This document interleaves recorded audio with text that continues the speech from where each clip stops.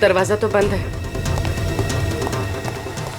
खोलो, ट्राई करो। अच्छा, खोलो जरा, और होशियारी से, अंदर पता नहीं चलना चाहिए।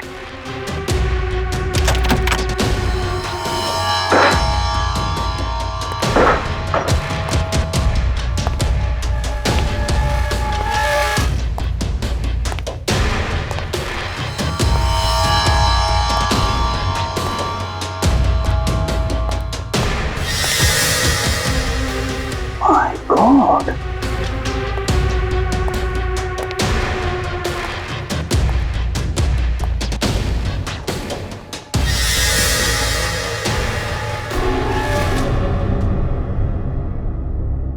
सर ये तो मर चुका है।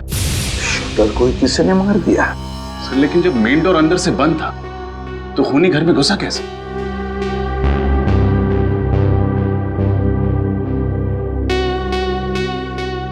खूनी घर के अंदर नहीं, घर के बाहर था। जैसे इसने अपने शिकार पर निशाना लगाया होगा, खूनी ने इस पर निशाना लगाया और गोली चला दी। इसे जरा पलटो इसे।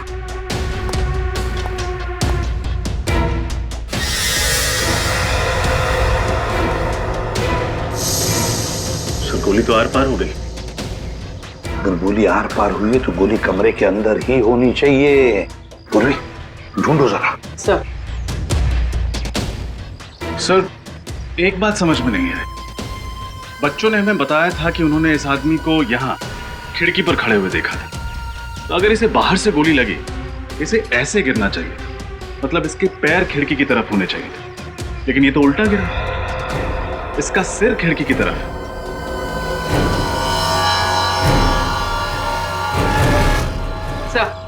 सर बुलेट कहीं नहीं मिली। अच्छा, कमरे के अंदर बुलेट नहीं मिली, ये आदमी उल्टा पड़ा है। समझ में नहीं आता ये सारा चक्कर है क्या? सर इसकी जेब में ये 2 बुलेट और कुछ पैसे मिले। कोई आईडी वगैरह, कोई नाम पता नहीं मिला। ऐसा आदमी अपनी जान पहचान लेकर थोड़ी घूमेगा रजत। पर सर यहाँ ये मारने कैसे आया होगा? यहाँ खड़े होके इसी बिल्डिंग के किसी आदमी को तो मारेगा नहीं। जरूर किसी ऐसे आदमी को मारने आया होगा जो सामने रास्ते पे खड़ा होगा या फिर वहां आने वाला होगा। रजत, आते वक्त देखा था मैंने इस बिल्डिंग के कंपाउंड के बाहर एक ज्वेलरी शॉप में, और ज्वेलरी शॉप के बाहर सीसीटीवी कैमरा लगा हुआ है। CCTV camera. पूर्वी, उस सीसीटीवी कैमरा का फुटेज लेकर आओ, और बिल्डिंग के वॉचमैन को भी ऊपर भेज दो। सर क्या सोच रहे हो रजत? तो सामने इतनी सारी बिल्डिंग्स हैं, इतने सारे फ्लैट्स हैं, हमें पता कैसे चलेगा कि गोली कहां से चलाई गई? पता चल सकता है रजत। जिस एंगल से गोली इस आदमी के शरीर में घुसी है, उस एंगल से पता चलेगा कि गोली चली कहां से है। गोली चली कहां से है। बॉडी को फॉरेंसिक लैब भेज दो, सब पता चल जाएगा। हाँ सर, कुछ पता चला? अभिजीत, गोली तो इसे सामने से ही लगी है। सर ये हमें मालूम है, कुछ और बता सकते हो? गोली कहां से चली है, किस एंगल से चली है, ये बता सकते हैं आप? मैं तुम्हें दिखा सकता हूँ। हाँ,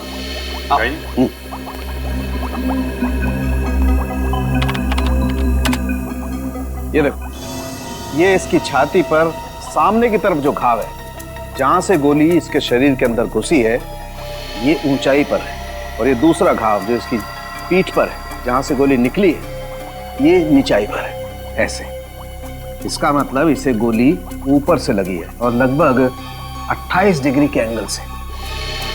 इसका मतलब या तो जिसने गोली चलाई है वो ऊंचाई पर था, या फिर कोई 10 फीट का आदमी था।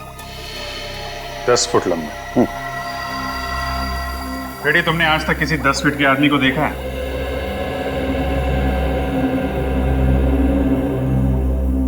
नहीं सर। नहीं देखा सर। तो फिर आपकी दूसरी थ्योरी सही है, गोली सामने से चली है, ऊपर से। जी। और सर जिसने भी ये गोली चलाई है वो भी कोई प्रोफेशनल किलर है, क्योंकि इतनी दूरी से इतना एक्यूरेट, इतना सही निशाना लगा पाना किसी आम आदमी के बस की बात तो हो नहीं सकती। फिर भी रजत, एक बात अभी भी घूम रही है। इस आदमी को अगर सामने से गोली मारी गई है तो ये आदमी खिड़की से गोली लगने के बाद ऐसे गिरता, मतलब खिड़की की तरफ इसका पैर होता और सर दरवाजे की तरफ। मगर हमें इसकी लाश जब मिली तो इसका सर खिड़की की तरफ था और पैर दरवाजे की तरफ। कैसे हुआ होगा? सारुके साहब, इसके फिंगरप्रिंट से कुछ पता चला कि ये आदमी कौन है? नहीं, वो पता नहीं लगा, क्योंकि इसके फिंगरप्रिंट्स हमारे क्रिमिनल डाटाबेस में किसी के साथ मैच ही नहीं होते। अगर इस निशानेबाज का पता नहीं चल रहा है तो फिर हमें यह पता लगाना पड़ेगा कि ये वहां पे निशाना किसे बनाने आया था। सर, उस वक्त सड़क पे बहुत सारे लोग थे और इतने सारे लोगों के बीच में इस आदमी का निशाना कौन था, कैसे पता चलेगा? रेडी, फिर भी पता तो लगाना पड़ेगा ना। सर, हमें ये पता चल चुका है कि ये राइफल किसी के नाम रजिस्टर्ड नहीं है, इसका कोई लाइसेंस नहीं है। इल्लीगल गन, ये तो पहले से ही शक था। सर, मैं एक ऐसे आदमी को जानता हूँ जो उन सभी आदमियों को जानता है जो ऐसे इल्लीगल हथियारों में डील करते हैं। ठीक है, मिलो उसे और पता लगाओ कि ये गन किसने बेची और किसने खरीदी। सर, फिर से उस बिल्डिंग में जाना पड़ेगा।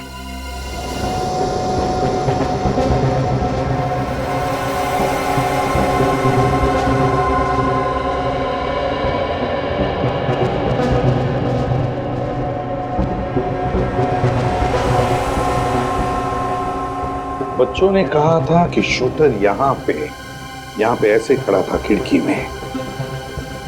अब देखते रहे, जब पता चल जाएगा गोली कहाँ से चली थी गोली। ये मैनिक्विन में 28 डिग्री का छेद बनाया है ना? Yes sir. और ये लेजर बीम कब लगेगा? ये लीजिए पूर्वी।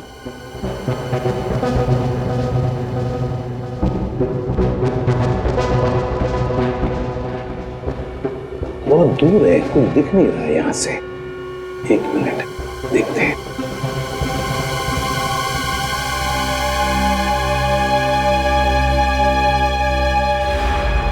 रजत, मिल गया।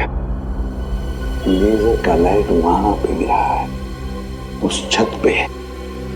रजत, गोली यहीं कहीं से चली है, यहीं कहीं से।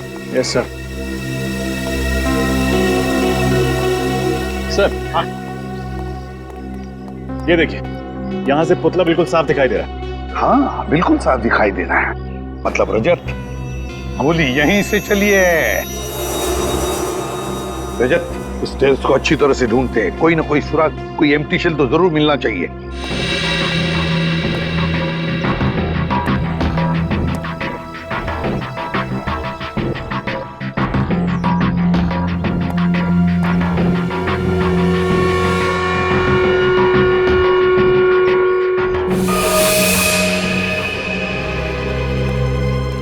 सर, हाँ, बुलेट शेल तो नहीं मिला, लेकिन ये पानी की बोतल और ये खाने का पैकेट मिला है। खूनी का हो सकता है, यहाँ बैठकर इंतजार कर रहा होगा। सर, ये इस बिल्डिंग का वॉचमैन। नमस्ते साहब। नमस्ते। ये बताओ, क्या छत पर तुमने किसी को आते हुए देखा, बड़ी सी बैग लेकर? नहीं साहब। तो फिर ये खाने की चीज और पानी की बोतल कहाँ से आई? साहब, ये मेरा ही है। कल मेरा नाइट का ड्यूटी था और आज दोपहर का भी ड्यूटी है, इसलिए मैं घर नहीं गया था साहब, यहीं पर आकर सो गया था। तुम नीचे कब गए? साहब, यही कोई 10 मिनट पहले। मतलब कि सुबह से लेकर 10 मिनट पहले तक तुम छत पर ही थे? हाँ साहब। अच्छा, और तुमने किसी को भी छत पर आते हुए नहीं देखा? रजत, कोई शक नहीं, गोली कमरे के अंदर से ही चली है। अच्छा सर, लेकिन आपको ऐसा क्यों लगता है? रजत, सोचो जरा, अगर गोली बाहर से, मेरा मतलब है छत से चली होती, तो ये शूटर ऐसे गिरता, मेरा मतलब है सिर दरवाजे की तरफ होता और इसके पैर खिड़की की तरफ। लेकिन हमें ये कैसे मिला? इसके पैर थे दरवाजे की तरफ और सिर था खिड़की की तरफ। मतलब है गोली कमरे के अंदर से ही चली है। यस सर, तभी तो घर के अंदर कोई बुलेट नहीं मिली। गोली उसके सीने में लगी, उसकी पीठ से निकली, खिड़की से बाहर चली गई। एग्जैक्टली। शायद किसी वजह से ये ऐसे मुड़ा होगा और बस उसी वक्त गोली चली। सर, जब हम इस फ्लैट में आए तो दरवाजा अंदर से बंद था। सर, अगर गोली अंदर से चली है तो फिर चली कहाँ से? वही तो, ये खूनी छुपा कहाँ होगा? रजत, काम करो, तो इस मैनिक्विन को घुमाओ ऐसे घुमा उल्टा। सर। पता चल जाएगा गोली चली कहां से थी और खूनी छुपा कहां था। अब ये जो तुम्हारा लेजर का बीम है वो छोड़ो उसमें से।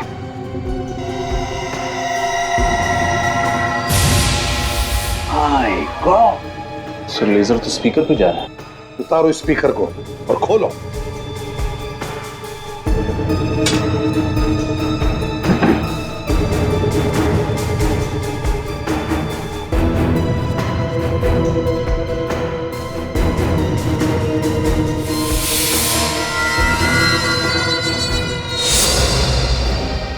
सर इसमें तो गन है।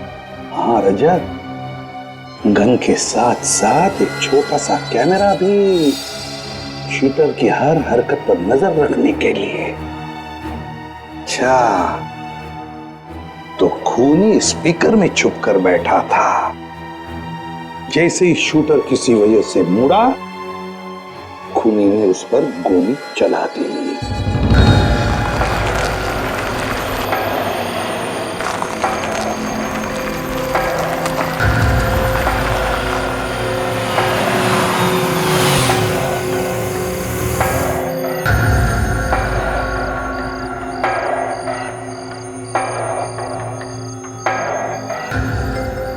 इस महेश का पूरा नाम महेश गद्दार है।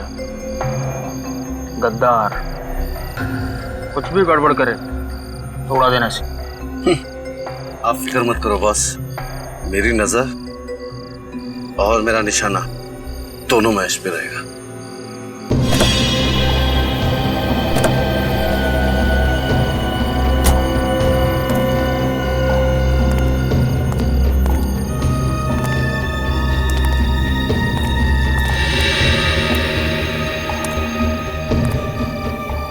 माल लाए मेरा। मैं जुबान का पक्का हूँ महेश बाबू। ताने मार रहा है। जरूरत पड़ी तो गोली भी मार सकता हूँ। मैंने भी हाथों में छुड़ियां नहीं पहनी, लेकिन गोलीबारी करने का मूड नहीं। चल माल दिखा। पहले पैसे दिखाओ। पैसे दिखा सर। अब क्या गिन के दिखाओ? उसकी जरूरत नहीं है। कम निकले तो बाद में हिसाब करने आता है मुझे।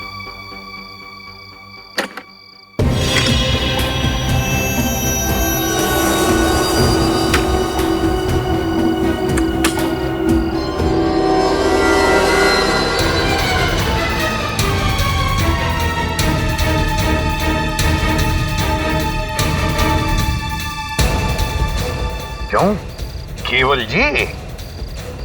होशियारी नहीं, वरना इस गन के अंदर जितना भी लोहा है तुम्हारी खोपड़ी में उतार दूंगा, समझे? पूर्वी, फोटो दिखाओ इसे।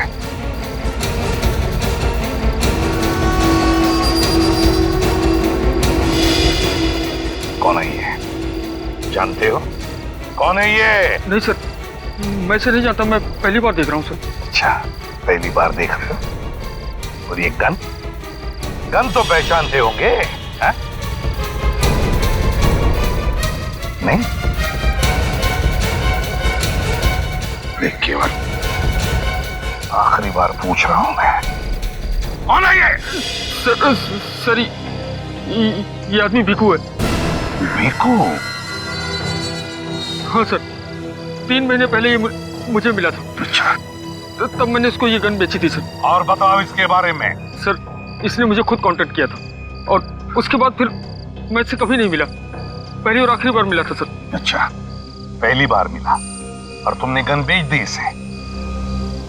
ना जान ना पहचान, गन बेच दी? हाँ? कहाँ रहता है ये भिकू?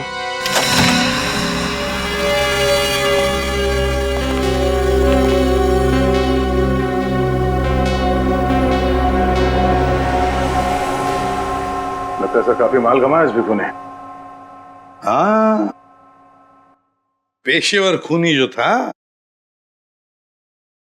एक काम करो, इस घर की अच्छी तरह से तलाशी लो, शायद कुछ मिल जाए जिससे पता चले वो किसे मारने आया था।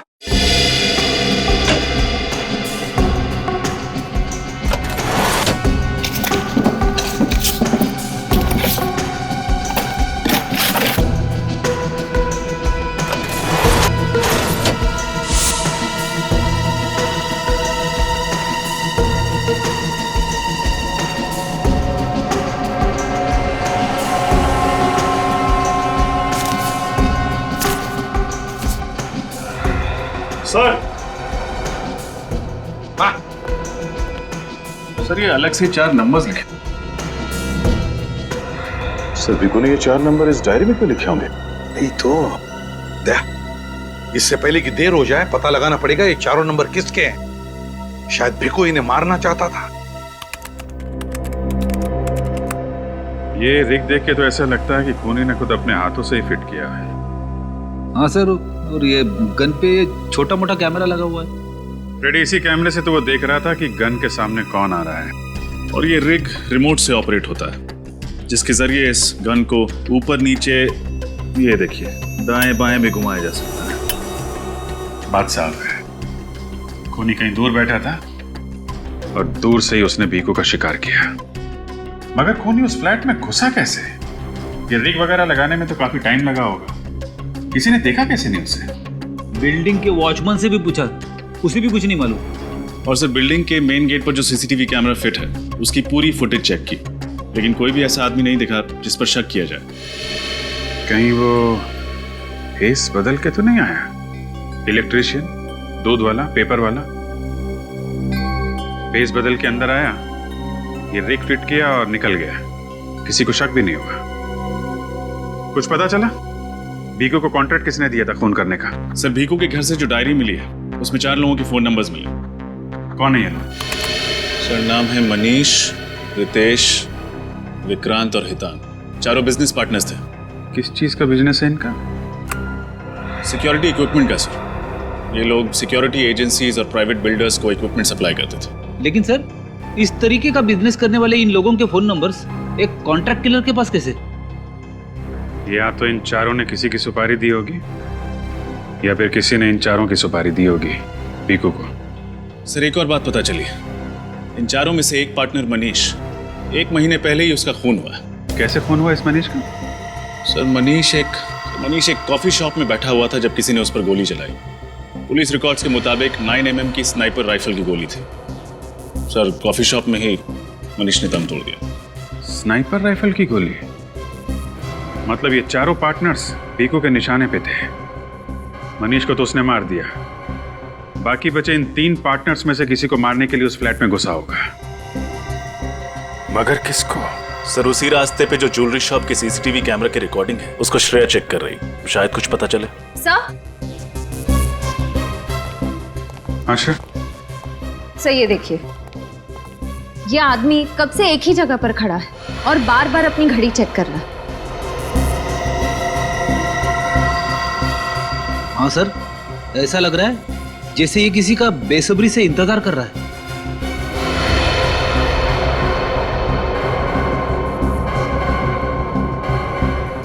है कौन ये आदमी? जरा जूम करो।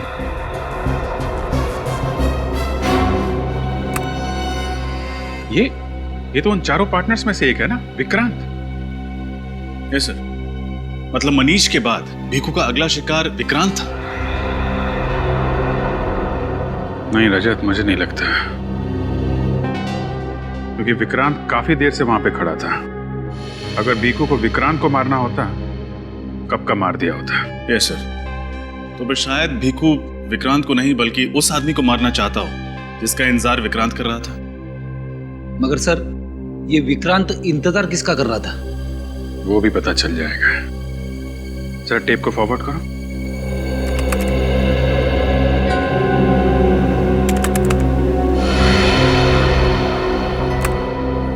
रितेश, ये तो उन्हीं का पार्टनर है। मतलब विक्रांत ने पहले एक पार्टनर मनीष को मरवाया और उसके बाद दूसरे पार्टनर रितेश को मरवाना चाहता। लेकिन सर इस सब के पीछे विक्रांत का मकसद क्या हो सकता है? अब ये तो विक्रांत ही बताएगा। पकड़ो इस विक्रांत को। हेलो, हाँ जसवंत, आज का ये प्रेजेंटेशन अब बहुत ज़रूरी है। अगर ये कॉन्ट्रैक्ट हाथ से निकल गया ना तो करोड़ों का नुकसान हो जाएगा।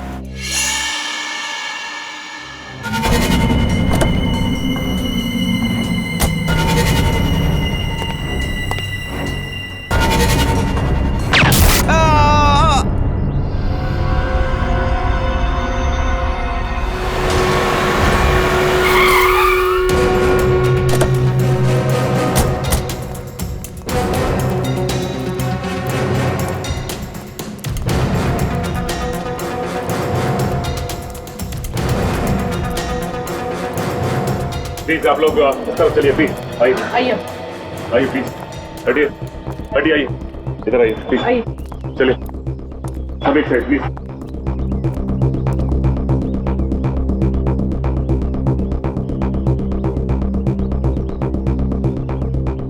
जरा पलटाओ पलटाओ इसे।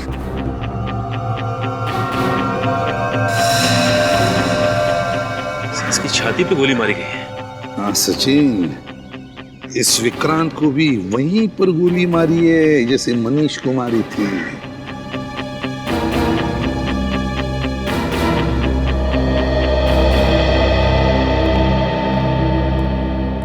एक बात बताओ, किसी ने कुछ देखा? क्या हुआ ये? सर मैंने देखा था सर, विक्रांत सर जैसे ही गाड़ी से उतरकर ऑफिस की तरफ जाने लगे तो गोली लगी और यहाँ गिर गए। अच्छा, किसने गोली चलाई देखा तुम लोगों ने? आपने किसी को भी यहाँ से बड़ा सा बैग लेके जाते हुए या लेके आते हुए देखा क्या? नहीं सर।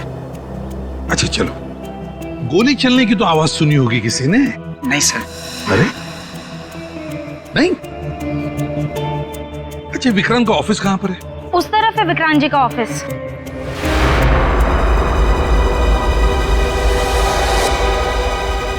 सचिन, गोली तो यहीं से चली है, बिल्डिंग में से ही। अगर बिल्डिंग की खिड़कियां तो बंद है तो जरूर गोली छत से चली है, छत से। लगता है उसी आदमी का काम है, उसी खूनी का जिसने मनीष को मारा है। छत से गोली चली है। एक काम करो, छत पे जाकर देखो, देखो कुछ मिलता है क्या। और बिल्डिंग में जितने भी लोग हैं उनसे पूछताछ करो, पूछो उनसे क्या किसी ने किसी अनजान आदमी को बिल्डिंग में आते जाते हुए देखा है क्या? हाँ? सर, हम जिसे खूनी समझ रहे थे उसी का किसी ने खून कर दिया। वही तो हम सोच रहे थे कि विक्रांत रितेश को मारना चाहता है, या तो विक्रांत को ही किसी ने मार दिया। सर,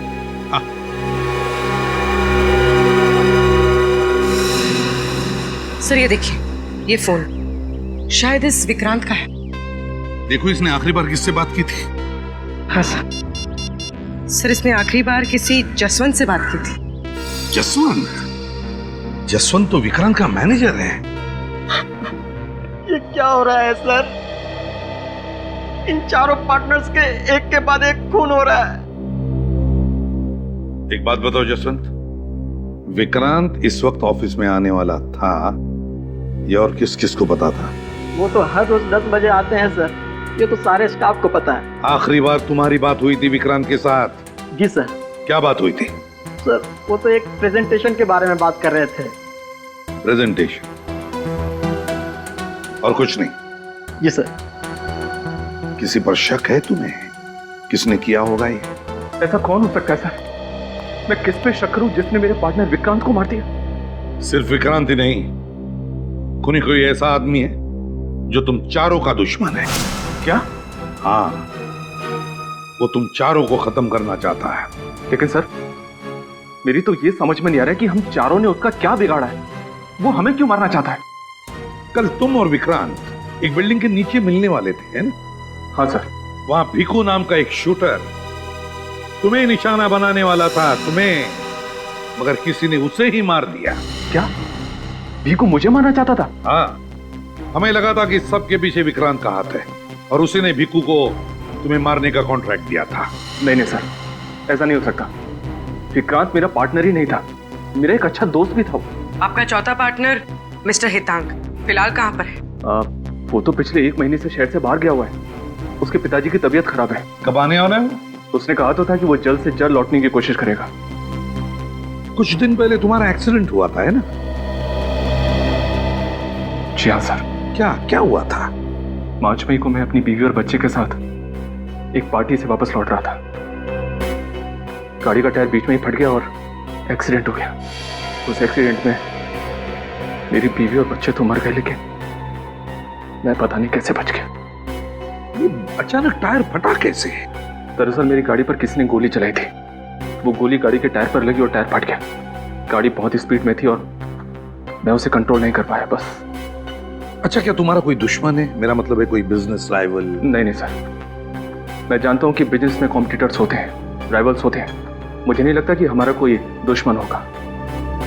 सर, हाँ, बिल्डिंग की छत पे से मुझे ये बुलेट का शेल मिला है। 9mm shell, long range rifle का शेल ही है। सर फिर तो एक बात पक्की है कि खूनी ने विक्रांत पर छत से ही गोली चलाई है। हाँ पूर्वी, हमारा शक सही निकला। जिसने मनीष पर गोली चलाई उसी ने विक्रांत को भी मारा है, उसी ने विक्रांत पर गोली चलाई है। सचिन, खूनी को किसी ने आते जाते देखा बिल्डिंग में? सर मैंने सारे ऑफिसेज में चेक किया, लेकिन किसी ने भी उसे नहीं देखा है। पर सर ऐसे कैसे हो सकता है? वही तो, कहीं से तो घुसा होगा वो बिल्डिंग में, कहीं से तो घुसा होगा। सर बिल्डिंग के सेकंड फ्लोर पे रेनोवेशन का काम चल रहा है और मजदूरों का आना जाना लगा रहता है, इसलिए बिल्डिंग वालों ने पीछे का रास्ता खोल दिया उनके लिए। बस तो वहीं से घुसा है वो, शायद बेस बदल कर, और फिर अपना काम करके भगदड़ का फायदा उठाकर भाग गया वहीं से। ये आदमी तो बहुत खतरनाक लग रहा है सर। हाँ, बहुत ही खतरनाक आदमी है वो। 3 खून कर चुका है वो। तुम भी संभल के रहना। तुम जहां भी जाओ किसी को भी पता नहीं चलना चाहिए। और सचिन, इनका चौथा पार्टनर हितांग, उसे कांटेक्ट करो और उससे कहो कि जैसे वो शहर में आए हमें इन्फॉर्म करें। सर रितेश अपने परिवार के साथ जब एक पार्टी से लौट रहे थे तब उनकी गाड़ी पर गोली चलाई गई जो टायर पे लगी। रितेश गाड़ी को कंट्रोल नहीं कर पाए और गाड़ी फांजा ब्रिज से नीचे गिर गई। इस एक्सीडेंट में उनकी पत्नी और उनके इकलौते बेटे की मौत हो गई, लेकिन वो बच गए। और ये एक्सीडेंट हुआ कब? सर मनीष के खून के 1 हफ्ते बाद। तो कहीं इस भीकू का हाथ तो नहीं है इस एक्सीडेंट में? सर मेरा तो रितेश पर शक पक्का हो रहा है। हो सकता है अपने परिवार और अपने पार्टनर्स का बदला लेने के लिए उसी ने भीकू पर गोली चला दी। मगर भीकू पे तो रिमोट कंट्रोल से गोली चलाई गई है और फुटेज में दिख रहा है रितेश विक्रांत के साथ मिलने आया था। अगर उसने कुछ किया होता तो हमें दिख जाता फुटेज में। अगर रितेश या हितांग ने भीकू का खून नहीं किया तो फिर किसने किया? कहीं ऐसा तो नहीं कि इनके किसी बिजनेस राइवल ने भीकू को कॉन्ट्रैक्ट दिया हो इन्हें मारने के लिए? इन चारों पार्टनर्स के बिजनेस राइवल के बारे में पता लगा है क्या? लगाया ना सर, मगर अभी तक किसी पर शक नहीं हो रहा है। लेकिन एक अजीब बात सामने आई है सर। क्या? इनकी फर्म को एक ऑर्डर मिला था, एक प्राइवेट सिक्योरिटी एजेंसी को माल पहुंचाना था, लेकिन ऐन वक्त पर ऑर्डर कैंसिल हो गया। तो उस ऑर्डर का इन पार्टनर्स की मौत के साथ कोई संबंध हो सकता है सर। ऑर्डर बड़ा था, करोड़ों रुपए का। ऐन वक्त पर ऑर्डर कैंसिल होने की वजह से इनको बहुत बड़ा नुकसान उठाना पड़ा था। बल्कि आज भी कंपनी कर्जे में डूबी हुई है। और ये ऑर्डर कैंसिल होने की वजह सर वो तो पता नहीं चल पाया है, लेकिन चारों पार्टनर्स के खिलाफ एक कोर्ट केस चल रहा है। और सर इसी टेंशन की वजह से एनुअल जनरल मीटिंग में उन चारों पार्टनर्स के बीच झगड़ा भी हुआ था। पता लगा उस कॉन्ट्रैक्टर ने अपना ऑर्डर कैंसिल क्यों किया था। शायद वहीं से हमें कोई नया सबूत या सुराग मिल जाए जो इस केस को सुलझाने में हमारी मदद कर सके।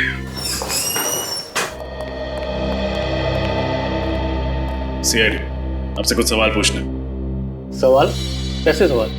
रेडियंट सिक्योरिटी इक्विपमेंट के 4 पार्टनर्स मनीष, हितांग, रितेश और विक्रांत को आप जानते हैं? जी हाँ, वो हमारी सिक्योरिटी कंपनी के सबसे बड़े सप्लायर हैं। तो फिर उनका एक बड़ा ऑर्डर लास्ट मोमेंट पर कैंसिल क्यों किया आपने? इसलिए कर दिया कि उनके क्वालिटीज एकदम घटिया और दाम एकदम ऊंचे थे। आपकी एजेंसी ने उनकी कंपनी के खिलाफ कानूनी कार्रवाई भी शुरू कर दी थी। वो क्यों? और मैं क्या करता?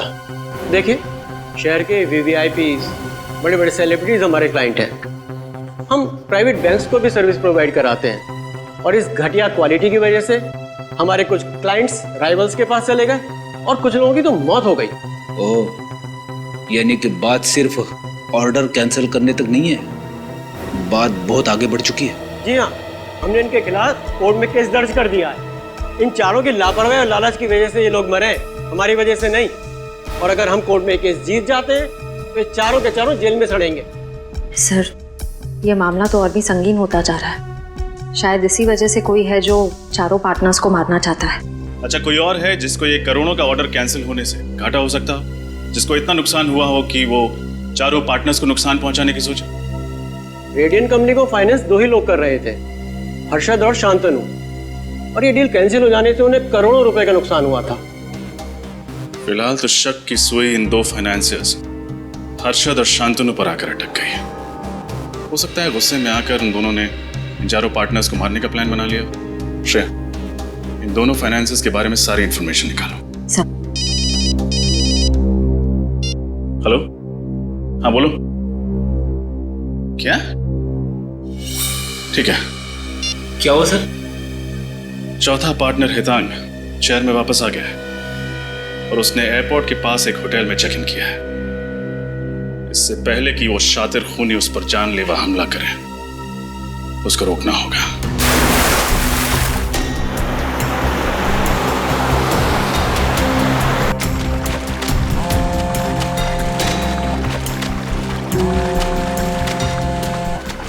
सर मैं लगातार मिस्टर हितांग का नंबर ट्राई कर रही हूँ, रिंग बज रही लेकिन वो फोन नहीं उठा रहा है। अच्छा, होटल के रिसेप्शन में बोलो, उसके कमरे में फोन कनेक्ट करके दें। सर मैंने वहाँ भी फोन किया था लेकिन उनका कहना है कि मिस्टर हितांग अपने कमरे में ही नहीं है। कमरे में नहीं? किसी मुसीबत में तो नहीं है? कोई अनहोनी हो जाए उसके पहले हमें वहां पहुंचना पड़ेगा।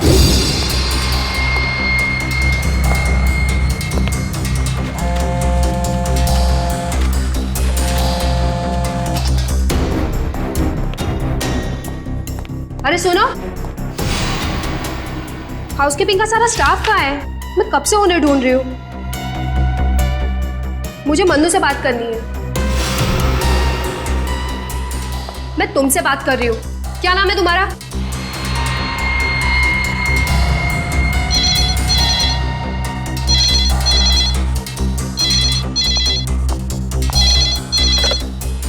हाँ सर जी, मैंने उनको पर्सनली अटेंड किया था। ठीक है सर, मैं अभी आपके कैबिन में आती हूँ। सुनो, मन्नू मिले ना तो उसको कहना मुझसे आके मिले। मैं मैनेजर से मिलके आती हूँ। वो जो दोनों फाइनेंसर्स थे हर्षद और शांतनु, उनके बारे में क्या पता चला? सर दोनों पार्टनर्स बिजनेस के सिलसिले में पिछले 1 महीने से विदेश में हैं सर। सर अगर दोनों 1 महीने से विदेश में हैं, तो फिर इन पार्टनर्स का खून कौन कर रहा है?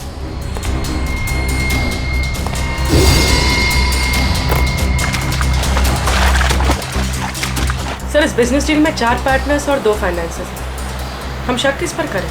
उस पर जिसे हम अब तक नजरअंदाज करते आए हैं।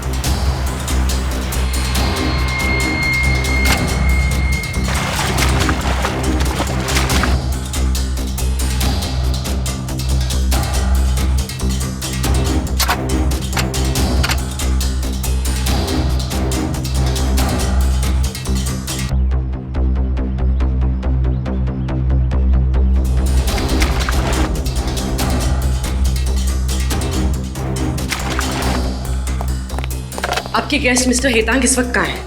आपने पहले भी फोन किया था उन्हें पूछने के लिए। आप ये बताइए कि वो इस वक्त कहाँ मिलेंगे? अभी थोड़ी देर पहले नीचे गए, शायद जिम में होंगे या स्विमिंग पूल के अंदर होंगे। हो सकता है रेस्टोरेंट में भी बैठे हो। अच्छा ये फोटो देखो, ये मिस्टर रितेश की। इनको आपने इस होटल में आते जाते देखा है? हाँ शायद थोड़ी देर पहले मैंने इन्हें होटल में देखा है। देखा है?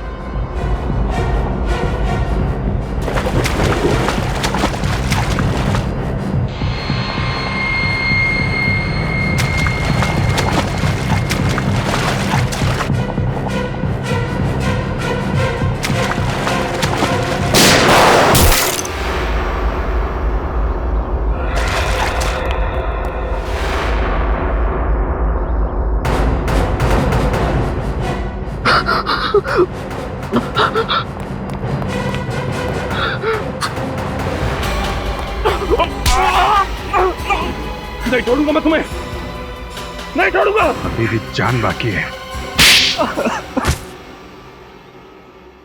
हाँ सर, हाँ मैंने ही सबको मार दिया। क्यों? वो तो तुम्हारे बिजनेस पार्टनर थे ना, दोस्त थे तुम्हारे। दोस्त नहीं थे सर, ये लोग गद्दार थे। मेरी वजह से इन लोगों को लाखों करोड़ों का कॉन्ट्रैक्ट मिला, मगर इन लोगों ने मार्केट में हल्की क्वालिटी का जाली माल बेचना शुरू कर दिया। तो तुम पुलिस में रिपोर्ट लिखवा सकते थे। हाँ, जब तक मुझे पता चलता तब तक बहुत देर हो गई थी। कॉन्ट्रैक्टर ने हम पर क्रिमिनल केस दर्ज कर दिया था। मैंने अपना मुंह खोलने की ठानी, मगर इन लोगों ने उल्टा मेरा ही मुंह बंद करने की कोशिश की। जब तुमने चुप रहने से इनकार कर दिया तो उन्होंने तुम्हारा और तुम्हारे परिवार का एक्सीडेंट करवा दिया। जिसमें तुम्हारी पत्नी और तुम्हारा बच्चा तो मर गए, लेकिन तुम बच गए। हाँ सर, उसके बाद मैंने सोचा अगर मैं पुलिस के पास गया तो ये मेरे माँ बाप को भी मार डालेंगे, और इसलिए मैंने भीखू कॉन्ट्रैक्ट किलर को हायर किया। और उसे तुमने 4 लोगों के नाम और नंबर दे दिए, जिसमें से एक नाम तुम्हारा भी था। वो सबको गुमराह करने के लिए था। भीखू से मैंने केवल फोन पे बात की थी, उसने मुझे देखा नहीं था। कुछ पैसे मैंने उसके अकाउंट में ट्रांसफर कर दिए थे। भीखू ने सबसे पहले मनीष को कॉफी शॉप में मारा, और उस दिन जब वो तुम्हें विक्रांत को मारने वाला था, उसके पहले ही तुमने भीखू को उड़ा दिया है? जिस फ्लैट से मैंने भीखू को विक्रांत और रितेश यानी मुझ पर गोली चलाने के लिए कहा था, वो फ्लैट मेरा नहीं था, वो फ्लैट मेरे दोस्त का था। मैं उस बिल्डिंग में एसी का मैकेनिक बनकर दाखिल हुआ, और इसलिए मुझे कोई पहचान नहीं पाया। और भीखू के आने से पहले तुम उस फ्लैट में गए और वहां पे वो रिमोट कंट्रोल वाली गन लगा दी, जिससे तुमने भीखू को मार डाला। तुमने भीखू को बलि का बकरा बनाया ताकि लोगों को लगे कि तुम भी उसका टारगेट थे। और उसके बाद मैंने विक्रांत को खुद ही खत्म कर दिया। और अगर आज आप लोग टाइम पर नहीं आते ना सर, तो मैं इस हितांग को भी गोली मार देता। बदले की आग ने तुम्हें खुद मुजरिम बना दिया है। इस हितांग को तो उसके किए की सजा मिलेगी, लेकिन 3 खून करने के जुर्म में तुम्हें सिर्फ फांसी होगी, फांसी। वो शेर है, बटेर नहीं जिसकी तुम फोटो खींचोगे। अरे तो हम कौन सा शेर से कम है भाई, हम भी तो बब्बर शेर हैं। ओह, तो तुम बब्बर शेर हो? मैं तो आज तक तुम्हें इंसान ही समझती रही। चलो चले यहाँ से। शायद भगवान को भी तुम्हारी ये बात पसंद नहीं आई। चलो फटाफट निकलते हैं अभी यहाँ से। बारिश कहाँ से आ गई चलो यार? निकले यहाँ से।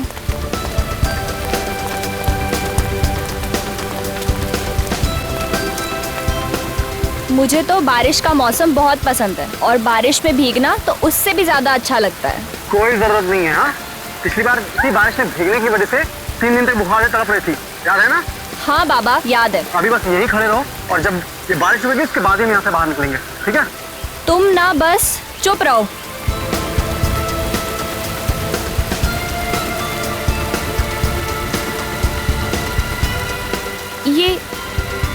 ये लाल रंग का पानी कहाँ से आ रहा है? पानी नहीं है ना, पर है क्या ये? और इतना सारा लाल रंग कहाँ से आ रहा है? ये रंग नहीं है ना, ये खून है। खून? हाँ। मुझे तो बहुत डर लग रहा है करण। हमारे कपड़े भी सब खून से भीग गए हैं। किसका खून है ये? मुझे लगता है कि हमें सीआईडी को फौरन फोन करना चाहिए।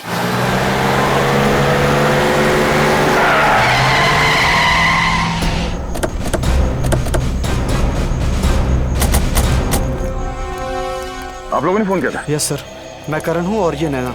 सर, बारिश से बचने के लिए हम उस पेड़ के नीचे जाके खड़े हो गए, और अचानक से उस पेड़ से खून गिरने लगा, और हमारे कपड़ों की ये हालत हो गई। ये इतना सारा खून इस पेड़ पे से गिरा? हाँ सर।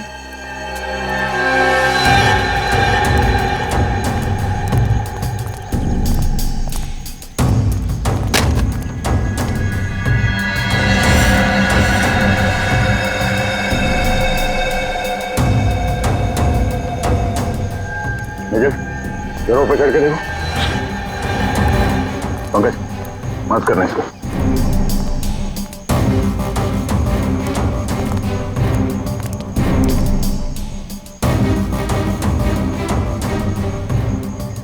जब आप लोग यहाँ पेड़ के पास आए तभी किसी को यहाँ से भागते हुए देखा? कोई था आसपास में? नहीं सर, यहाँ पर तो कोई भी नहीं था। किसी के चीखने चिल्लाने की आवाज सुनी? नहीं, हमने किसी के चीखने की आवाज नहीं सुनी। ये जंगल तो पूरा वीरान है। हम बहुत डर गए थे, इसलिए हमने आपको फोन किया। अखिल सर, कुछ मिला ऊपर? नहीं सर, खून के कुछ धब्बे हैं, बाकी ऐसा लग रहा है बारिश में धुल गया सर। अच्छा, कुछ समझ में नहीं आ रहा। तो कहीं से तो आया होगा। सर, ये भी तो हो सकता है कि खून किसी जंगली जानवर या पंछी का हो। पंकज, खून के सैंपल्स उठाओ और फॉरेंसिक लैब भेज दो, पता तो चले कि खून है किसका। ठीक है।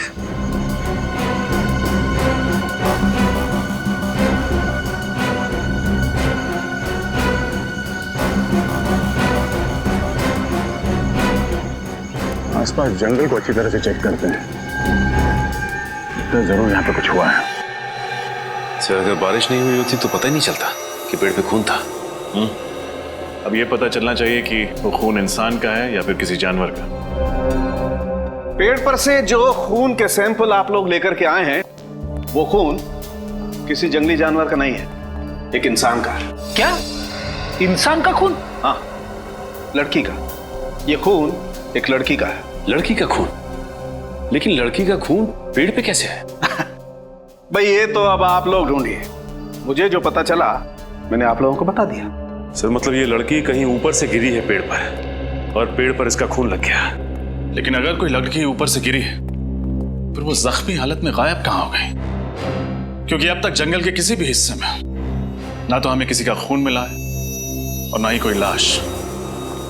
सर आप उस जंगल के इलाके का नक्शा मिल गया सर। नक्शा मिल गया? हाँ सर। चलो दिखाओ।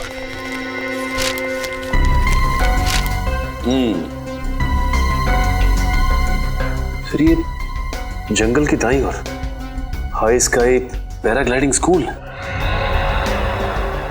जंगल की दाईं ओर 2 किलोमीटर पर पैराग्लाइडिंग स्कूल। पैराग्लाइडिंग स्कूल तो हो सकता है कोई पैराग्लाइडिंग करते वक्त ऊपर से नीचे जमीन पर गिर गया हो। इस पैराग्लाइडिंग स्कूल में जाकर पता लगाना पड़ेगा क्या कोई एक्सीडेंट वगैरह हुआ था क्या।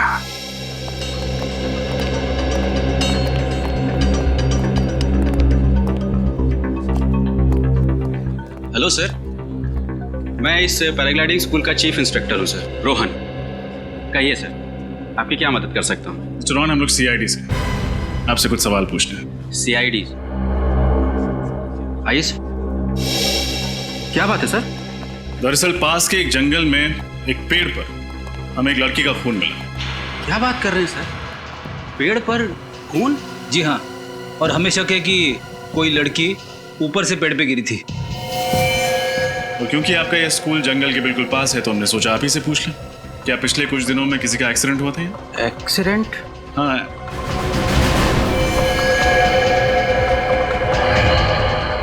आपके हाथ पे चोट लगी हुई है, काफी खून जम गया है। हाँ सर, वो मैं एक्चुअली आपको बताने ही वाला था। मैं वो तो बताइए।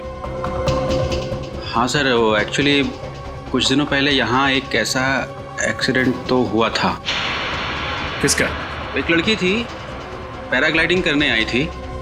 मैं खुद उसके साथ पैराग्लाइडिंग कर रहा था सर। हाँ तो शुरुआत में तो सब कुछ ठीक रहा सर, लेकिन जैसे ही हम जंगलों के ऊपर से गुजरने लगे तो अचानक से उस लड़की ने अपनी सेफ्टी जैकेट का बकल खोल दिया सर और नीचे कूद गई।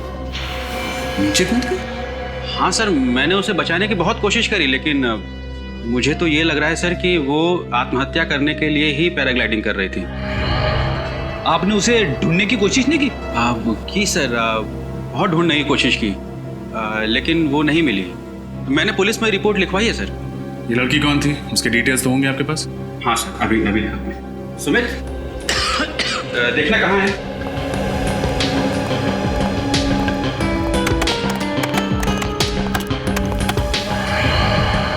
ये इसका नाम नैना है सर, और ये इसकी फोटो आईडी है।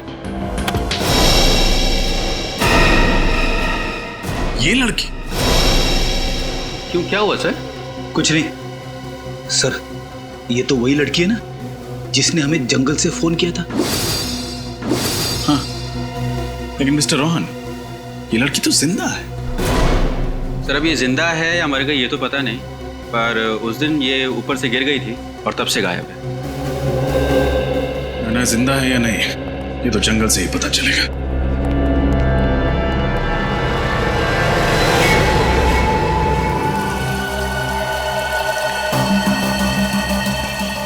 नहीं सर, कोई आईडी प्रूफ नहीं है।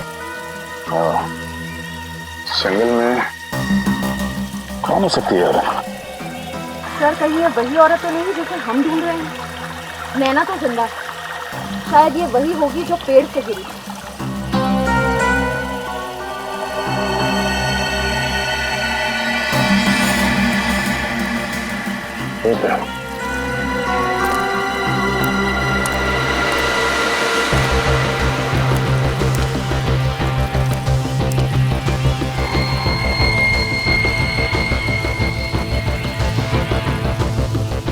हीरे की अंगूठी? सर लेडीज अंगूठी लगती है। एक काम करो, लाश को फोरेंसिक लैब भेज दो, शायद पता चल जाए ये लड़की कौन है और ये अंगूठी किसकी है। आप लोगों का अंदाजा एकदम सही था। पेड़ पर जो खून मिला था वो इसी लड़की का था। क्या? तो आसमान से जो लड़की गिरी थी वो ये थी? और इसकी मौत लगभग 4-5 दिन पहले हुई है। और एक बात, इसके इन कपड़ों से हमें 2 लोगों का खून मिला है। क्या? 2 लोगों का खून? हाँ, एक खून तो इसी का है, लेकिन दूसरा खून किसका है वो पता नहीं। एक और खास बात, इस लड़की के स्किन के टिश्यूज में हमें एक खास किस्म का केमिकल मिला है। केमिकल? कैसा केमिकल? टायरिन। और ये टायरिन नाम का केमिकल ड्रग्स या दवाइयां बनाने के काम में आता है और ये आसानी से नहीं मिलता है। दवाई बनाने वाली कंपनियों को भी ये केमिकल लेने के लिए सरकार से लाइसेंस लेने की जरूरत पड़ती है। तो इस लड़की का किसी न किसी फार्मास्यूटिकल कंपनी से कोई कनेक्शन तो जरूर है। सर फिर तो ये लड़की अक्सर दवाइयों की फैक्ट्री में जाती होगी या फिर वहां काम करती होगी। तो अब क्या करें सर? शहर की सारी फार्मास्यूटिकल कंपनीज में पूछताछ करते हैं। पता लगाना होगा कि कहीं की कोई एम्प्लॉय पिछले कुछ दिनों से गायब है क्या। मगर रोहन तो कह रहा था कि नैना पैराग्लाइडिंग करते समय ऊपर से कूद गई, लेकिन यहाँ तो हमें किसी और की लाश मिली। इसका क्या मतलब हो सकता है? इसका मतलब यह है कि हमें रोहन से जाकर पूछना होगा कि उसने हमसे झूठ क्यों कहा। वो जो टेक ऑफ के समय की तुम्हारा थोड़ा सा बैलेंस में प्रॉब्लम है, बाकी सब ठीक है, बाकी सब हो जाए। अरे सर आप लोग फिर यहाँ? तुम जाओ, मैं बाद में बात करता हूँ। नैना के बारे में कुछ पता चला सर?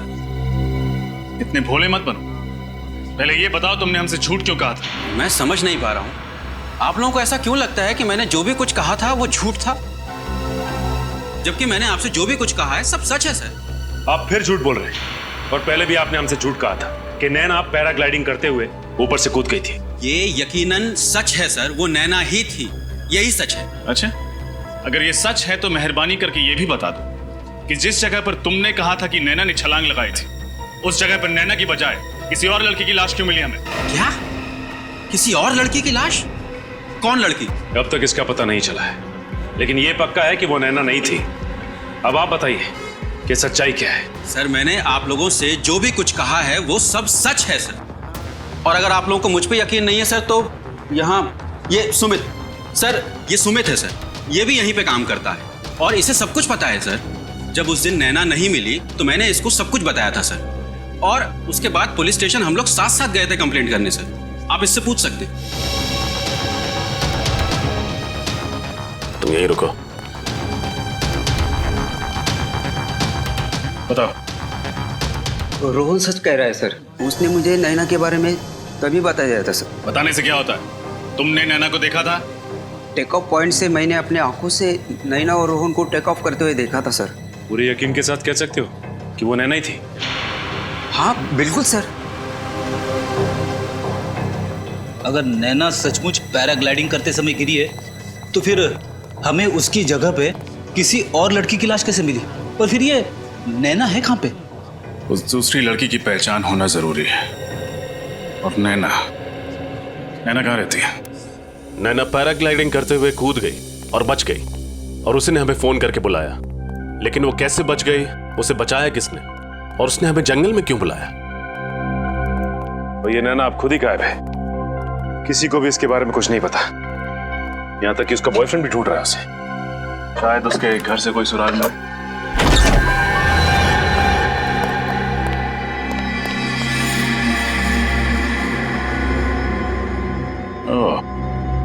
लगता है बहुत हड़बड़ी में भागी।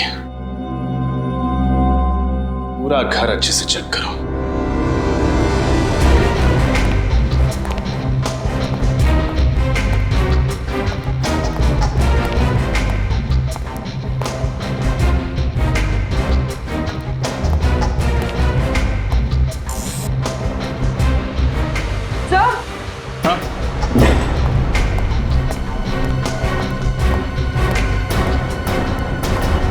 सर कबर तो खाली है।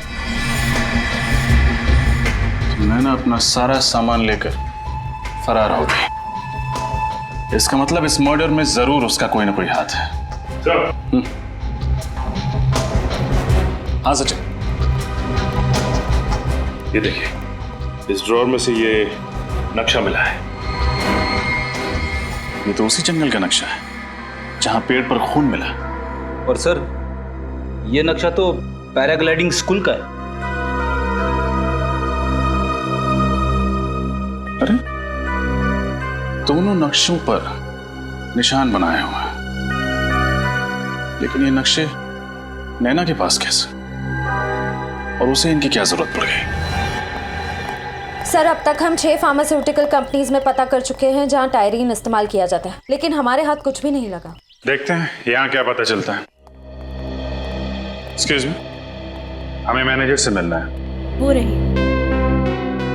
जी कहिए। एक मिनट प्लीज, आप बैठिए, मैं आता हूँ। नहीं मैनेजर, हम लोग सीआईडी से हैं, आपसे कुछ सवाल पूछना चाहते हैं। सीआईडी? जी। क्या आपके स्टाफ में ऐसी कोई लड़की है जो 5-6 दिनों से काम पे नहीं आ रही है? क्या बात क्या है सर?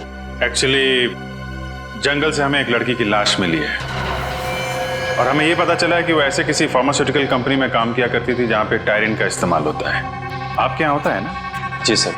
सर, पिछले हफ्ते हमारे कंपनी के लोगों की एक टीम पिकनिक के लिए गई थी पूना, तो वहाँ एक एक्सीडेंट हुआ था। एक्सीडेंट? हाँ सर, उनमें से एक लेडी स्टाफ का वहाँ बहुत ही बुरी तरह से एक्सीडेंट हुआ था। नाम क्या था उनका? जूही। ये एक्सीडेंट हुआ कैसे था? सर, हमें पता चला कि वो किसी पहाड़ की चोटी से गिर गई थी, और उस पहाड़ की ऊंचाई इतनी थी कि उसकी लाश आज तक नहीं मिली सर। अरे बाप रे, ये तो बहुत बुरी बात है सर। लड़की ऊपर पहाड़ से गिरी और उसकी लाश भी नहीं मिली। अंकल, जिस लड़की की लाश हमें जंगल से मिली है, कहीं वो जूही तो नहीं? इस जूही के डिटेल्स ले लो और इनके घर वालों को फॉरेंसिक लैब बुलाओ डीएनए टेस्ट के लिए। पता चल जाएगा लाश किसकी है।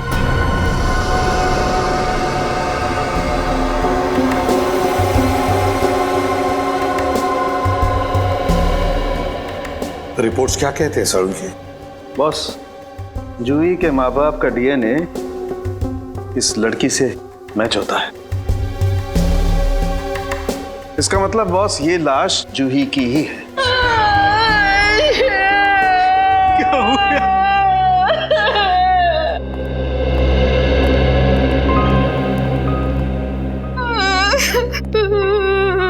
देखिए, मैं आपका दुख समझ सकता हूं, लेकिन खूनी तक पहुंचने के लिए मैं आपसे कुछ सवाल पूछने होंगे। अगर आप लोगों की इजाजत है तो। जी पूछिए सर। जरा बताइए, जूही जब ट्रिप पर गई तो उसके बाद यह हादसा हुआ, तो उस बीच क्या आपका जूही के साथ कोई कांटेक्ट हुआ था? बात हुई थी, मेरा मतलब है कोई फोन वगैरह? हाँ, 1 जुलाई को जूही से मेरी बात हुई थी। वो मुझे बोली थी वो कल वापस आ रही है। लेकिन 2 जुलाई को जब वो घर वापस नहीं आई तो मैंने उसको फोन किया। उसका फोन बंद था। फिर मैंने उसके बॉस को फोन किया। फिर उसके बॉस ने मुझे बताया कि अचानक जूही का एक्सीडेंट हो गया। सर, हमने पुलिस में रिपोर्ट भी लिखवाई थी। वो पहाड़ से गिरी थी, उस वक्त उसकी बॉडी मिली ही नहीं। अच्छा, क्या जूही का किसी के साथ कोई झगड़ा वगड़ा था, कोई दुश्मनी? क्या आपको किसी पर शक है? क्या उसने कुछ चाहे दिनों? हाँ, वो बदमाश जूही को अपने प्रेम के जाल में फंसाना चाहता था। नाम क्या उस आदमी का? हमें उसका नाम नहीं मालूम। क्या उस आदमी को आपने पहले कभी देखा है? नहीं, लेकिन इतना पता है कि जूही भी उसे प्यार करने लगी थी। सर, उसी ने मारा है मेरी बेटी को। उसी ने मारा है मेरी बेटी को। जूही के बॉयफ्रेंड से मिलना पड़ेगा। जूही के बॉयफ्रेंड से। सर? आ तारिका,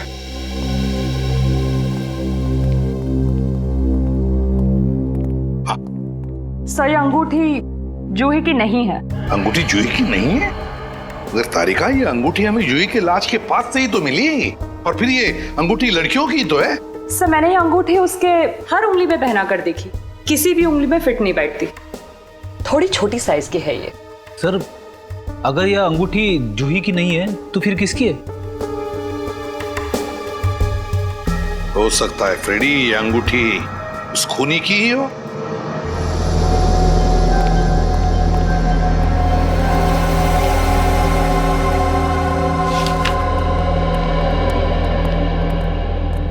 क्या ये अंगूठी जूही की है?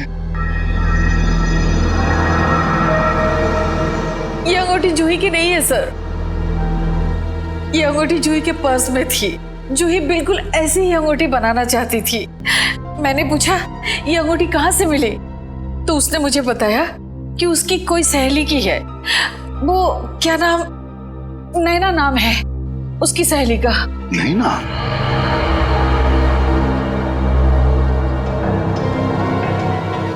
क्या आप जानती हैं इस नैना को? नहीं सर, 2-3 बार जूही के मुंह से नैना का नाम सुना था, लेकिन कभी उनसे मिली नहीं। शायद उसकी कोई सहेली थी।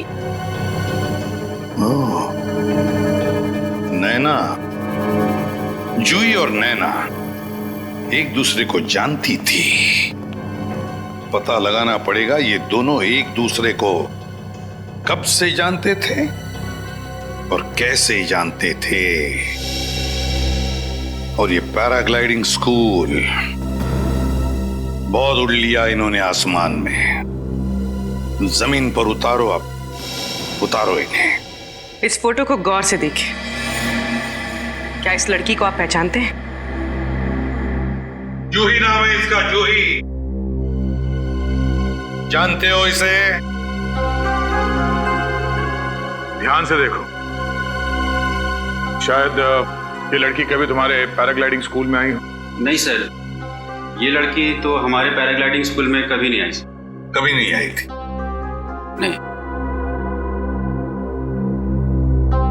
ठीक है, तुम जा सकते हो, लेकिन जब तक हमारी तहकीकात पूरी नहीं होती, पूछताछ के लिए हम जब चाहे बुला लेंगे तुम्हें। निकलो।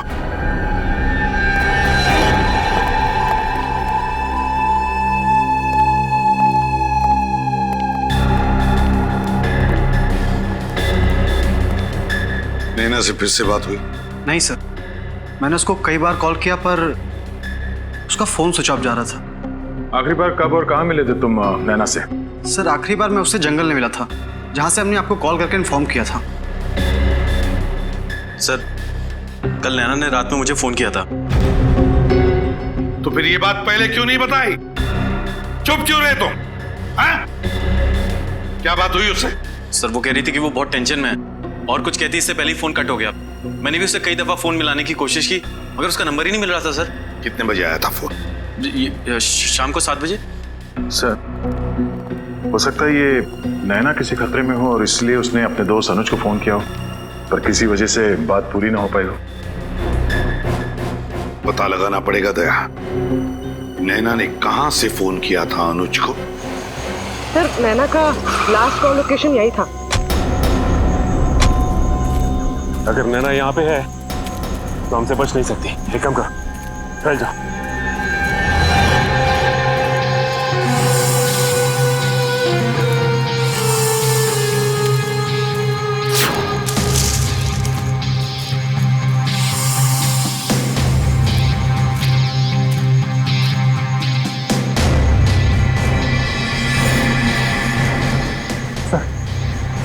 नैना दिखी मुझे। कहाँ पे? आगे की तरफ है सर, पश्चिम दिशा में। पश्चिम? ठीक है, हम लोग पहुंचते हैं वहां पे। ये बताओ कि वो अकेली है? नहीं सर, उसके साथ एक लड़का है। साथ में भी कोई है? एक काम करो, तुम नजर रखो, हम लोग पहुंचते हैं वहां पे। Yes sir.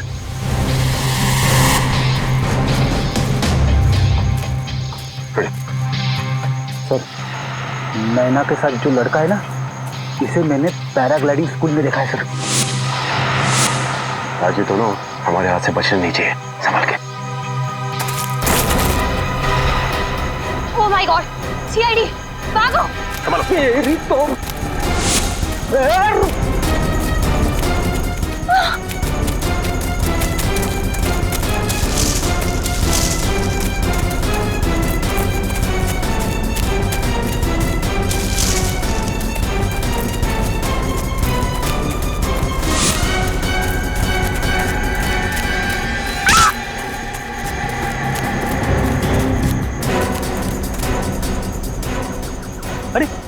अभी अभी तो इधर थे, कहाँ गए दोनों? इस तरफ भी दिखाई नहीं दी। जमीन खा गई या आसमान निकल गया है, क्या खा सकते हैं? उस लड़के के बारे में कुछ पता चला जो नैना के साथ भाग रहा था जंगल में? सर वो लड़का नैना के साथ पैराग्लाइडिंग स्कूल में था सर। पैराग्लाइडिंग स्कूल में था? अच्छा, और क्या पता चला? उसका नाम राघव है और वो भी तभी से गायब है। और वो भी गायब है, इसका मतलब है वो नैना को मदद कर रहा है। दया, जरूर उसका भी हाथ होगा इस खून में। हाँ सर, और शायद इसीलिए दोनों कानून से भाग रहे हैं। दया, ये नैना जूही को मारेगी क्यों? और अगर नैना ने जूही का खून किया भी है, फिर क्यों किया? क्या वजह हो सकती है? सर अगर हम ये केस एक बार फिर से देखते हैं तो करण और नैना ने पहले हमें जंगल से फोन करके बताया कि वहां उस पेड़ पे खून लगा हुआ था। पैराग्लाइडिंग के इंस्ट्रक्टर्स रोहन और सुमित के मुताबिक नैना ने खुद पैराग्लाइडर से कूदकर आत्महत्या करने की कोशिश की थी, मगर वो बच गई। और बाद में हमें वहां जंगल में नैना के बजाय जूही की लाश मिलती है। वही तो दया, ये नैना और जूही, इन दोनों के बीच में कोई ना कोई संबंध जरूर है। सर नैना और जूही दोनों एक दूसरे को बहुत अच्छी तरह से जानते थे। वो कैसे? सर 4 साल पहले दोनों एक ही कॉलेज में थे और दोनों में अच्छी दोस्ती भी थी। एक ही कॉलेज में पढ़ते थे? और अगर सर दोनों इतने अच्छे दोस्त थे तो फिर नैना ने जूही का खून क्यों किया होगा? सर शायद इसकी वजह उन दोनों के बीच कोई बड़ा झगड़ा। हाँ, मगर कोई छोटा मोटा झगड़ा नहीं हो सकता, वरना कोई लड़की अपनी सहेली का इस तरह से खून क्यों करेगी? अपनी सहेली का खून क्यों करेगी?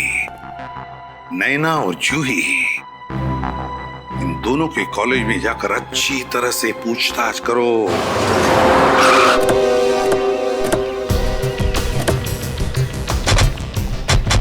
सर यही वो कॉलेज है जहाँ पे नैना और जूही ने अपनी ग्रेजुएशन कंप्लीट की थी। 4 साल पुरानी बात है, कोई ना कोई तो पहचानता ही होगा। इनसे पूछते हैं।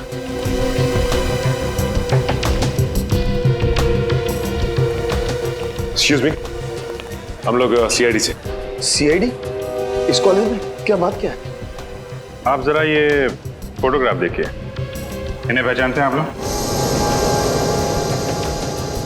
हाँ याद आया, ये जूही है और ये नैना।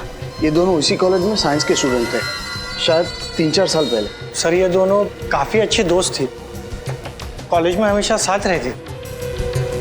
क्यों सर, कोई सीरियस बात तो नहीं? बात तो थोड़ी सीरियस है। एक्चुअली किसी ने जूही का खून कर दिया है, हमें उसकी लाश जंगल में मिली है। उसी की तहकीकात के सिलसिले में हम लोग यहाँ कॉलेज में आए। इनके बारे में कोई खास चीज, कोई खास बात जो आप लोगों को याद हो? हाँ सर, एक दिन मैंने इन दोनों को झगड़ते हुए देखा था सर। मेरी क्या गलती है नैना? गलती तुम्हारी है जूही, तुम झूठ बोल रही हो। मैं झूठ नहीं बोल रही हूँ, और मुझे नहीं पता था कि तुम अनीस से प्यार करती हो, समझे तुम? तुम्हें नहीं पता था? मैंने तुम्हें बताया था कि मैं अनीश को पसंद करती हूँ, तुम्हें नहीं पता था? और रियली अच्छा लगना और किसी से प्यार करना 2 अलग-अलग बातें हैं, और वो मुझे भी अच्छा लगता है। और मेन बात तो ये है कि अनीस मुझसे प्यार करता है और मैं भी उसे पसंद करती हूँ। क्या? ये तुमसे किसने कह दिया? अनीस ने खुद मुझे प्रपोज किया है। नहीं, ऐसा नहीं हो सकता। ये तुमने बिल्कुल अच्छा नहीं किया जूही, बिल्कुल अच्छा नहीं किया। ये अनीश इसी कॉलेज में पढ़ता था? वो तो नहीं पता sir. Thank you very much. Anish, दोनों लड़कियां इस अनीश से प्यार करती थी। लेकिन ये कैसे पता चलेगा कि ये अनीश इसी कॉलेज का है या फिर कहीं बाहर का है? कॉलेज के रिकॉर्ड रूम में देखते हैं, वहां से कुछ ना कुछ पता चल ही जाएगा।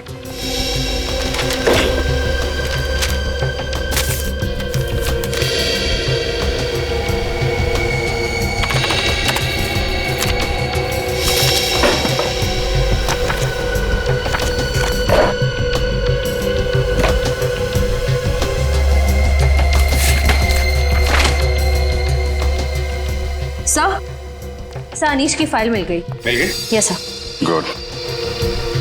अनीश 2010 को एडमिशन लिया और 2010 को कॉलेज छोड़ दिया। ये कैसे हो सकता है सर?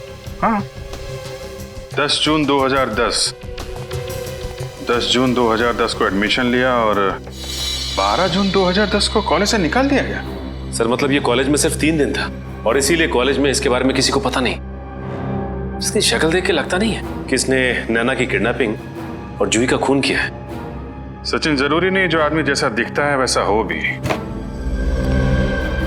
4 साल पहले ये भोला भाला दिखता था, अब देखना है कि ये अभी कैसा दिखता है। जरा दाढ़ी बना।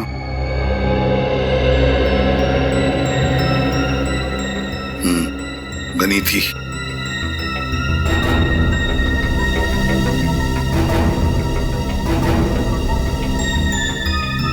ये एसीपी साहब स्केच आर्टिस्ट को लेके बनवा क्या रहे? सर जरूर कोई खास बात होगी, तभी तो एसीपी सर ने स्केच आर्टिस्ट को बुलाया। सर कॉलेज से मिले अनीश के एड्रेस पे जाके आया सर, तो पता चला अनीश वहां नहीं रहता सर। 3 साल पहले उसने उधर किसी और को भेज दिया। Sir sketch ready. Thank you. Sir तो यही है वो शख्स। हाँ, अब समझ में आया कौन है खूनी। वक्त आ गया है इस खूनी के चेहरे से नकाब हटाने का। पैराग्लाइडिंग में बैलेंस बहुत इंपॉर्टेंट होता है। अगर आप लोग बैलेंस कर लोगे तो आप जल्दी सीख जाओगे पैराग्लाइडिंग। और दूसरी बात, ये जो ब्रेक होता है तो ब्रेक कंट्रोल करता है पैराग्लाइडिंग। Sir 1 minute. सर आप फिर लोग यहाँ आए हो? क्या करें मिस्टर सुमित, आपने हमें आने पे मजबूर कर दिया है। सर मैं कुछ समझा नहीं सर। समझाते हैं। पहले ये बताओ कि झूठ क्यों बोला तुमने हमसे? कौन सा झूठ सर? मैंने कोई झूठ नहीं कहा। मैंने तो हमेशा आपकी मदद करने की कोशिश की है सर। मदद नहीं, आपने हमें गुमराह किया था। तुमने ये कहा था कि तुम जूही को नहीं जानते, बल्कि सच ये है कि तुम जूही को बहुत अच्छी तरह से जानते थे। कौन जूही? मैं किसी जूही को नहीं जानता हूँ सर। बंद करो ये नाटक। सच तो ये है कि तुम्हारे स्कूल में जूही पैराग्लाइडिंग सीखने आई थी और पैराग्लाइडर से जिस लड़की की मौत हुई थी वो जूही थी, नैना नहीं।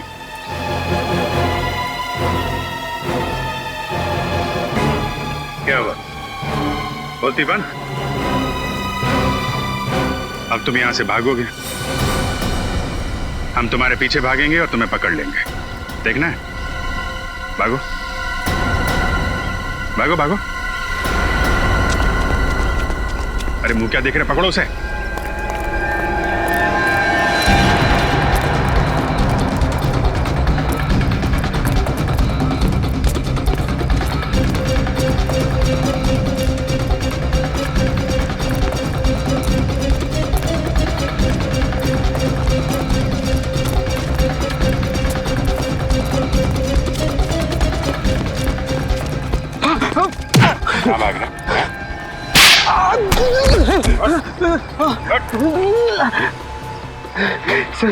सर मुझे माफ कर दीजिएगा सर। मैं मानता कि मैंने आपसे झूठ बोला है, लेकिन ये मेरा प्लान नहीं है सर। मैं जानता हूं, हम जानते हैं कि खूनी कौन है। क्या? हाँ, तो सिर्फ ये बता वो खूनी छुप के कहां बैठा हुआ है? कहां बैठा है छुप के? हैं?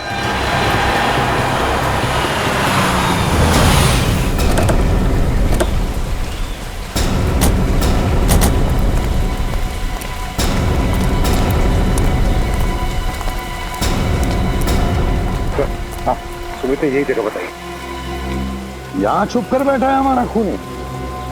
चलो अंदर घुस के देखते हैं।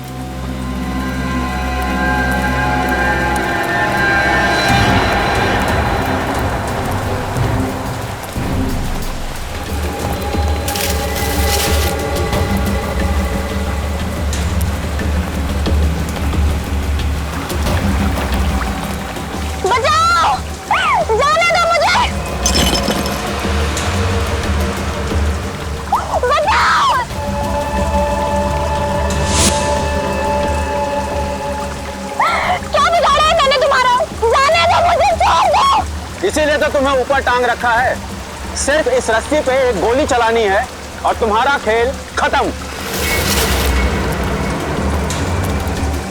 क्या बिगाड़ा है मैंने तुम्हारा? जाने दो मुझे। भूल गई?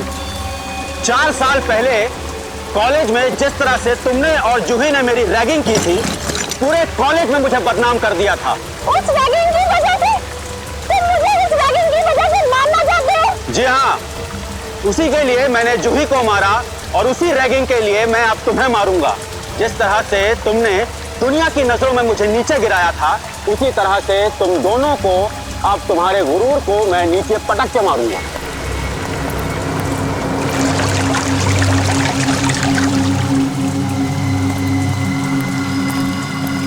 सो मिस नैना, गुड बाय।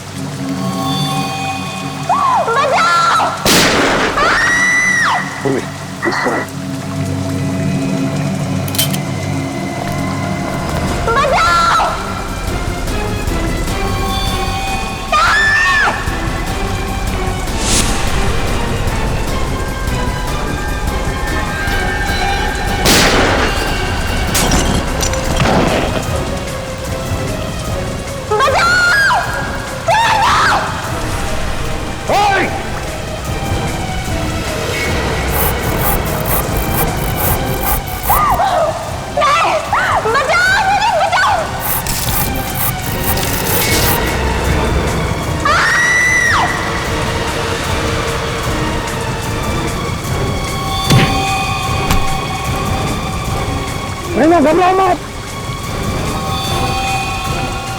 उतार दिया।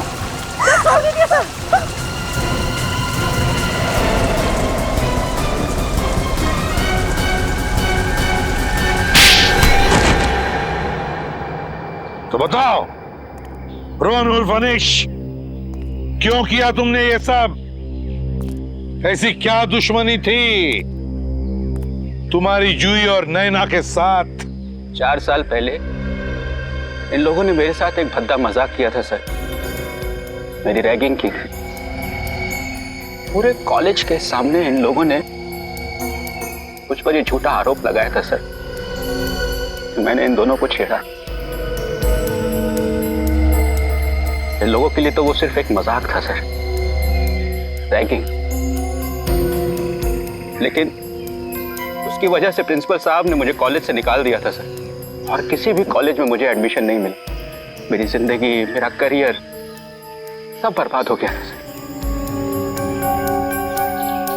कॉलेज से निकलने के बाद मैंने इन दोनों से बदला लेने की ठान ली सर। पैराग्लाइडिंग सीखी, अपना नाम बदला, अपनी पहचान बदली, और 3 सालों बाद जब मैं इनसे मिला तो इन लोगों ने मुझे नहीं पहचाना सर, पर मैं इन लोगों को नहीं भूला था। मैं जूही और नैना के करीब आ गया। मैं जूही को मारकर उसके खून का इल्जाम नैना पर डालना चाहता था। जूही के एक्सीडेंट का नाटक क्यों किया तुमने? ये जूही का ही आइडिया था सर। दरअसल वो सचमुच मुझसे प्यार करने लगी। उसे ये मालूम था कि उसके घर वाले इस रिश्ते को कभी मंजूरी नहीं देंगे। इसीलिए सर उसने पुणे की खाई में गिरकर अपने मरने का झूठा नाटक किया, ताकि उसके घर वालों को लगे कि वो मर चुकी। और इसलिए तुमने पैराग्लाइडिंग करते समय जूही को ऊपर से गिरा के सच में मार डाला। और फिर जूही की लाश के पास तुमने नैना की अंगूठी डाल दी, ताकि जूही के खून का इल्जाम नैना पर आ जाए, है ना? हाँ सर, और इस काम में करण ने मेरी सहायता करी सर। क्या करण भी तुमसे मिला हुआ था? नैना, अगर तुम बेकसूर थी तो हमसे भाग क्यों रही थी? क्योंकि मैं रोहन के खिलाफ सबूत इकट्ठे करना चाहती थी। मैं जानती थी कि अगर आपने मुझे गिरफ्तार कर लिया तो मैं अपनी बेगुनाही कभी साबित नहीं कर पाऊंगी, और इस काम में राघव ने मेरी मदद की। लेकिन इससे पहले हम दोनों कुछ कर पाते, इसने हम दोनों को पकड़ लिया। बड़ा टेढ़ा दिमाग चलाया तुमने। पहले जूही को पैराग्लाइडर से नीचे फेंक कर मार दिया, और इस नैना को पेड़ से लटका कर मारना चाहते थे। हा? अब तो लटकोगे तुम, क्योंकि अदालत तुम्हें फांसी की सजा ही देगी। फांसी की सजा। इस तरह के और भी एपिसोड देखने के लिए हमारे चैनल को सब्सक्राइब करें और बेल आइकन दबाना ना भूलें।